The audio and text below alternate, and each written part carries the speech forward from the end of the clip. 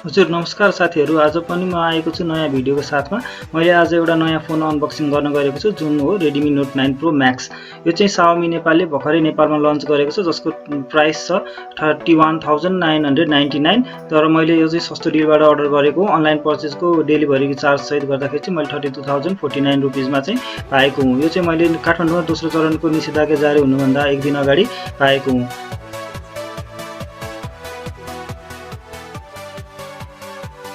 हजुरहरुलाई यो भिडियो मन परेमा लाइक, सब्स्क्राइब एन्ड शेयर र कमेन्ट पनि गर्न नबिर्सिनु होला।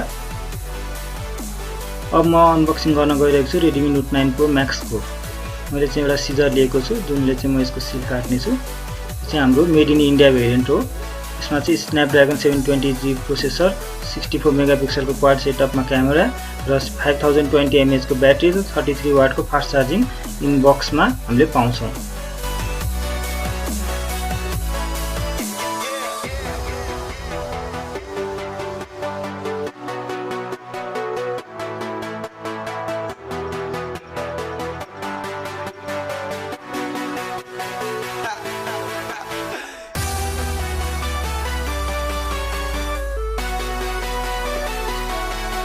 त माथिपट्टि हजुरहरुले यसको स्पेसिफिकेसनहरु देख्न सक्नुहुनेछ।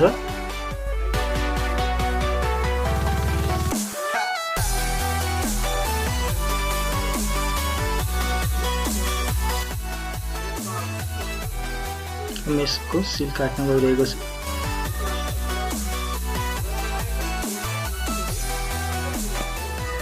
हेरौं भित्र के एक्सेसरिजहरु इन्क्लुडेड छ।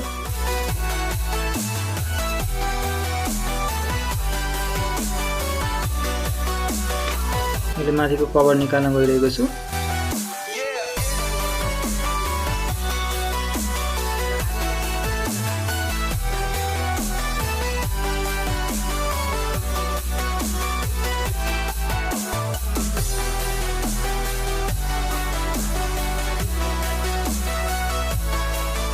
यो निकालेर साइडमा राखौं। यसमा चाहिँ कभर र सिम ट्रे खोल्ने पिन होला।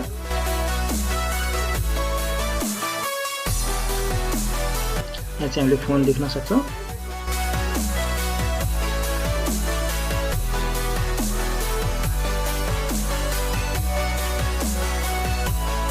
हजुर Redmi को फोन हो यो।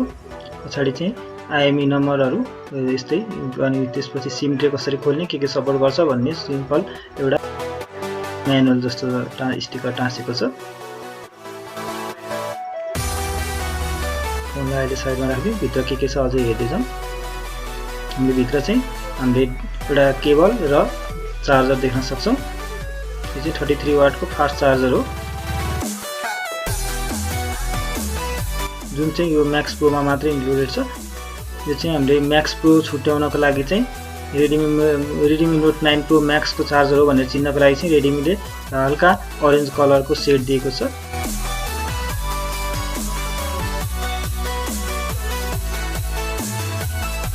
हामीले मेन चार्जर हेरौं।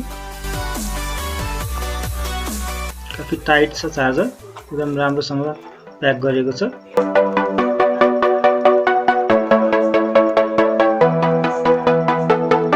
हजुर यो चाहिँ 33 वाटको फास्ट चार्जर हो। Redmi Note 9 Pro Max मा मात्र आउँछ। Redmi Note 9 Pro मा यो आउँदैन। ठुलो छ चार्जर, हेर्दाखेरि एकदम प्रिमियम क्वालिटीको छ।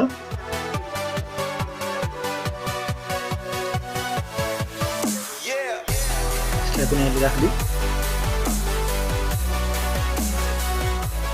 अब हामी चाहिँ यो बक्स भित्र के छ हेरौँ। हजुर यहाँ चाहिँ सिम ट्रे खोल्ने पिन देख्न सक्नुहुन्छ। एउटा युजर म्यानुअल देख्न सक्नुहुन्छ Redmi Note 9 Pro Max को र कभर देख्न सक्नुहुन्छ जुन चाहिँ Xiaomi ले बक्समै प्रोवाइड गर्छ। यो यतिको कभर प्रोवाइड गर्नु पनि हामीले राम्रो मान्न सक्छौं। अहिले नर्मली फोनहरुमा कभर पनि नदिनै हुन्छन्, कम्पिटिटिभ प्राइसमा बेच्नु पर्ने हुन्छ। कभर राम्रै छ, यसो हेर्दाखेरि राम्रै छ, ट्रान्सप्यारेन्ट पनि छ। यसले ताकि पछाडीको ब्याकको कलर पनि हामीले मजाले देख्न सकौं भनेर हल्का डार्क भए पनि ट्रान्सप्यारेन्ट नै छ यो। अहिले यसलाई पनि साइडमा राख्दियौ। अब हामी फोन हेरौं। हातमा लिँदा कम्फर्टेबल, एकदम प्रिमियम छ फोन। पछाडि हेर्न सक्नुहुन्छ यो चाहिँ इन्टरस्टेलर ब्ल्याक कलरको हो। हजुरहरू कन्फ्युज हुनु होला यो ब्लू कलरको हो भनेर, ब्लू कलर होइन यो, मैले इन्टरस्टेलर ब्ल्याक कलरको अर्डर गरेको हुँ। ब्लू कलरको सेड भएको चाहिँ हल्का ग्रीनिश देखिन्छ। हजुर देख्न सक्नुहुन्छ एकदम ठ्याक्क हातमा चाहिँ फिट हुने वाइट छ भने यो अलिकति लेन्थ चाहिँ लामो छ यसको।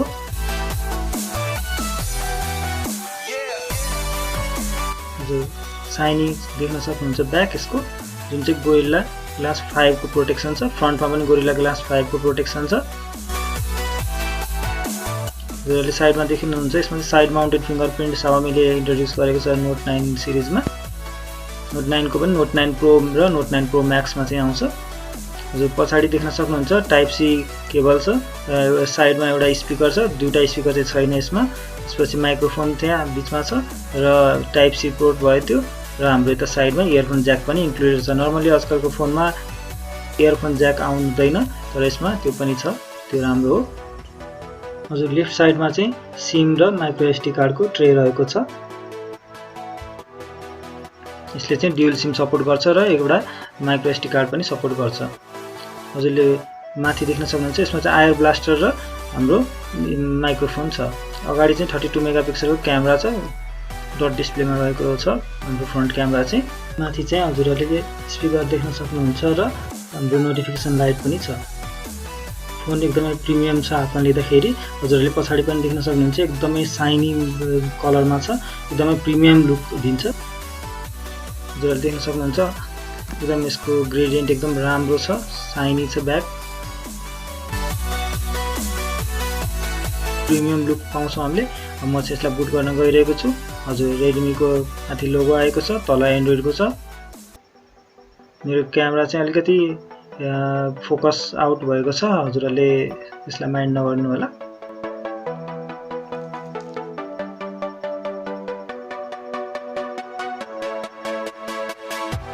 हजुर बुट हुँदैछ, केही टाइम लाग्छ, केही सेटअप गर्नुपर्छ। फर्स्ट टाइम फोन बुट गर्दैछु। MI UI 11 हजुरहरूले देख्न सक्नुहुन्छ यसमा। यहाँ चाहिँ मलाई ल्याङ्ग्वेज छान्नको लागि मेनु आएको छ। चाहिँ अहिले हाम्रो नेपाली ल्याङ्ग्वेज भए पनि नेपालीमा चलाउन अलिक गाह्रो हुने भएकोले इङ्ग्लिस नै सपोर्ट, हामीलाई नर्मली युजमा इङ्ग्लिस नै राम्रो सजिलो हुने भएकोले इङ्ग्लिस चुज गर्छु। इङ्ग्लिस चुज गरेसँगै हजुरहरूले देख्न सक्नुहुन्छ हाम्रो माथिको ल्याङ्ग्वेज पनि चेन्ज भएको छ, चुज ल्याङ्ग्वेज भनेर आएको छ। अब यहाँ चाहिँ हाम्रो सेकेन्ड नेक्स्ट गरेपछि चाहिँ रिजन सेलेक्ट गर्ने छ। यसमा चाहिँ म नेपाल नै सेलेक्ट गर्छु किनभने हामी नेपालमा छौँ। यसले चाहिँ नेटवर्क कनेक्सन मागेको छ, म यस इन्सर्ट गर्छु।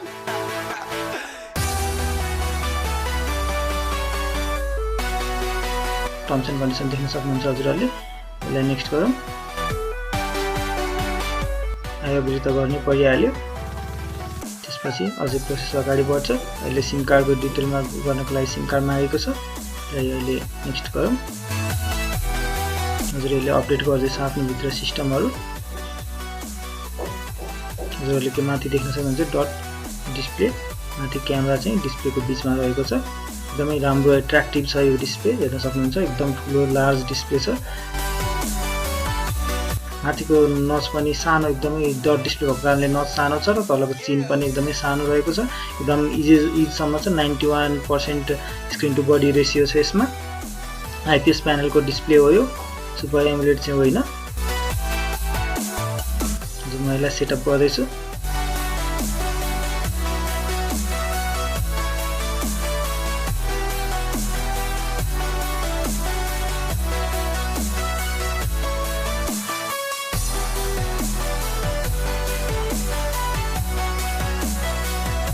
पुरानो डेटा ब्याकअपको लागि यसले गुगल अकाउन्ट खोज्दैछ। मैले गुगलको डिटेल पनि हालेँ। अब अगाडि नेक्स्ट गर्दै जाउँ।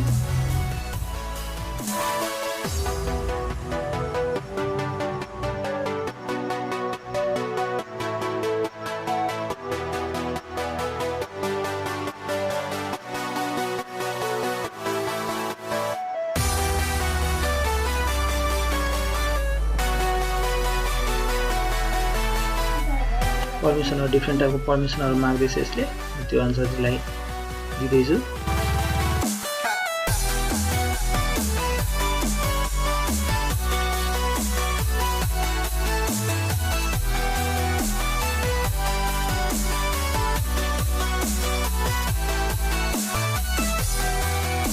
र प्रोग्रामको सेटअप भएको छ